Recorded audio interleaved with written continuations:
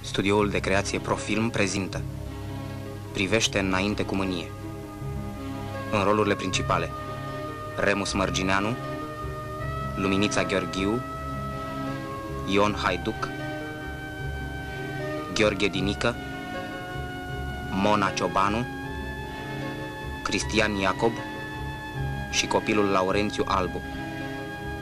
Vă știți că în ziua de azi cine n-are bani miroasea prost?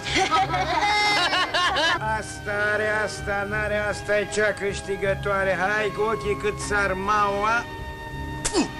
Ești un porc, Efrime. De-aia nu ți-am dat pe aviz.